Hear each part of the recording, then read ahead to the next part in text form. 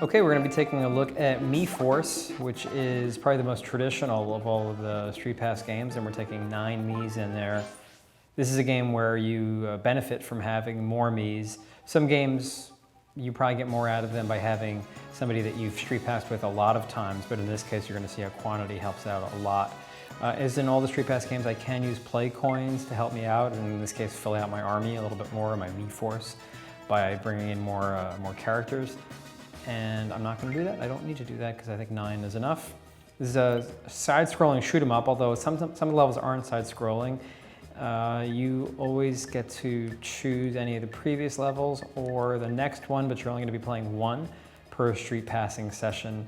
And let's go to Planet Aquatis, the newest level, which I haven't played before, so we'll see how this goes. You can look at scores and rankings to see how you compare with other people you've street passed with, because one of the things you're always doing when you street pass is pulling in data for how people scored already. So in other words, you have leaderboard data even for game levels you haven't played yet. And once you get to those levels, you can see how you did with somebody you street passed with a while ago. In this case, we've got the 9 people in here for the Mii Force. And as with all the street pass stuff, if I hold down the right trigger, I can speed some of this stuff up and we'll get into the action. I have the 3D turned off as always with the 3DS games because otherwise it doesn't look too good when we're shooting it. But you can imagine that the added 3D depth is a nice special effect for separating the shoot 'em up action that's going to be happening on the main plane with a lot of the things that could be going on in the background. The game pretty much does take place on that one plane, although you do get some sense of upcoming enemies coming in from the background, so there is a bit of a preview there. In this case, Tina is the first Mii that I'm connecting with here, and you're going to see that I'm going to be able to place Miis in any of these spots on the lower screen. If I put the Mii on any of the yellow ones, they're going to be represented as a gun, and if I put them in any of the blue ones, they're going to make that gun more powerful. And the Mii's shirt that they're wearing designates which weapon they're going to have. In this case, Tina's wearing white, so she's got this chainsaw or blade thing that shoots out, and it has its own behavior where it sort of comes out and in. In this case, this guy's wearing red, so he comes in as a flame. With the shoulder buttons, I can actually rotate where I'm shooting. And let's see if I can blow that thing up. Yikes. Definitely want to get more power here. So, sticky shot. Instead of actually adding to the sticky shot, or adding the sticky shot here or there, I'm actually going to tweak things around a little bit. So I want to put her there, him there, and Tina's good there. So now what I actually will have is a flame guy there, but extra powerful because, whoops, I didn't mean to do that, because he's got one person augmenting, and I can have another one. So the flame is longer, more powerful. Oh, and we already lost Tina. I probably should have put her in the rear, defending, and if I get somebody else, I could do that. I could actually break apart my squad right now. At any moment, I can tap the bottom screen and reconfigure, but I'm okay with this, because I should be able to get another Mii soon. I'll destroy that. Nope. All right, we got problems.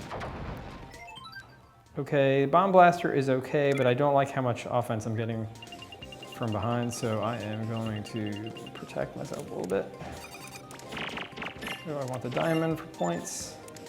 Okay, that's gonna help. Let me get that person. If I can get through this.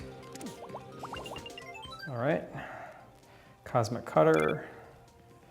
And actually, I think given how much is going on, this might be a better configuration. You get 3 tries. So if I lost everything, oh, this is a great one actually. So this is gonna change everything. I'm putting that there. So I'm gonna have a level 2 hunting shark. These are seeker missiles. Let me get back over there. And piercing laser is actually pretty good as well. So now I have a level 2 piercing laser. And remember what I was saying about how the more Miis you have, the better. If I were going into this fight with just 2 Miis, I would only have had, if it has 2 weapons or 1 level 2 weapon. I like what I've got going on right now. Yep. Very good, Mii Force. There's a little bit of a story, a villain that you're dealing with throughout all of this. It's basically nonsensical, but involves trying to get treasure, and I saw myself going into that. What's this? So how about flames on both ends? Lost track of whether I've mentioned this, but I obviously can rotate my arsenal, which is also helpful. The game's not super tough. Certainly not compared to how tough games in this genre can get. There's some sense of bullet hell when you're fighting major enemies, bosses at the end of each. There's a collectible aspect to it in terms of... Oh, I'm on... Okay, 2 bonehead moves in a row, but okay, technically I was talking, right? That's challenging to talk and play at the same time. But yeah, there's a boss at the end of every level, and this is a pretty substantial session that you're getting. With these Streetpass games, you're only ever going to be able to Streetpass 10 people at once, and you can't use any more Miis that you Streetpass with until you use up those 10 characters. And so some people, they go to like a PAX or something like that, and they're like, well, let me clear out my Streetpass as fast as possible because they want to keep Streetpassing and getting more puzzle pieces. And the old Jigsaw puzzle game, that was one of the first things that was available on the system.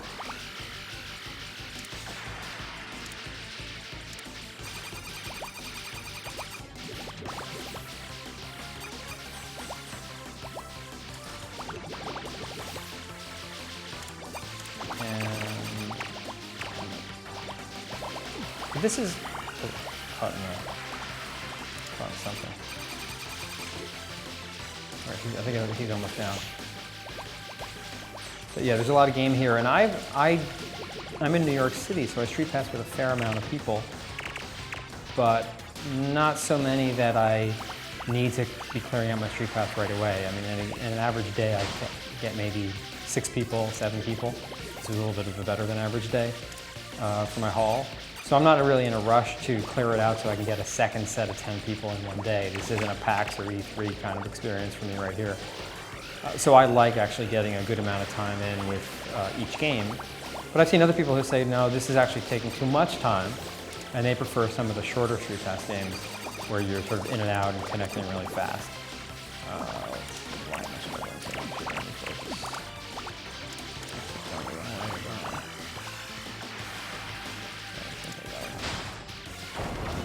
There we go. So you can see the extra potential of having filled this out. I could have had level 3 on all ends if I had had potential Streetpasses. I thought I'd just pause. Sorry.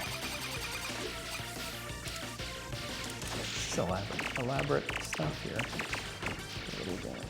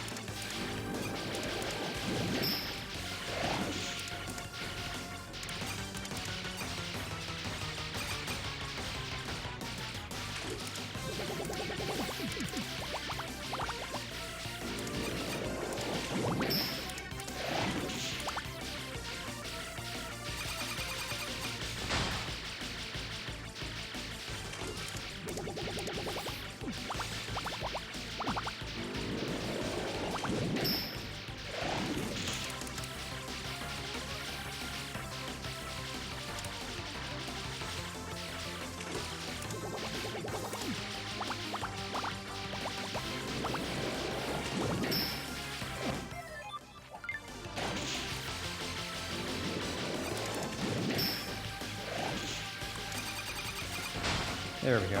That's gotta be it, right? Final form. Oh, one more, of course, rules breathe here.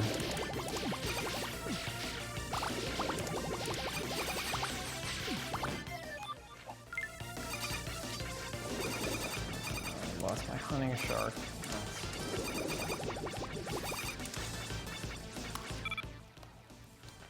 I think I could use more power in flame. Let's do that.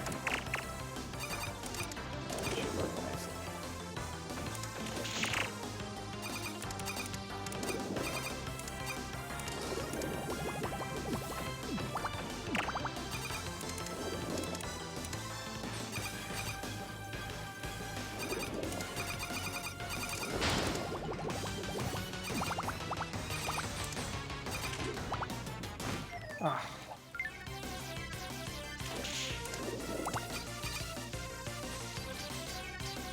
This thing at least kills bullets.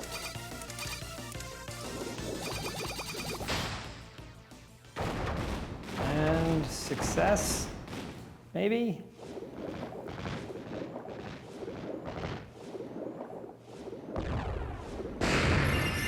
All right. And you get a ticket, which you can exchange for a hat in the Mii Plaza, and that is one rather lengthy session of Mii Force, after which you get a little bit of an after-action report, and that's as much as you can play with one connection or with one batch of Miis that you've Streetpassed, and so you're encouraged, I guess, then to go out and grab a new batch of people and go back in and either play that level again or play on to the next one. But yeah, pretty cool game and fairly traditional as far as the Streetpass games go.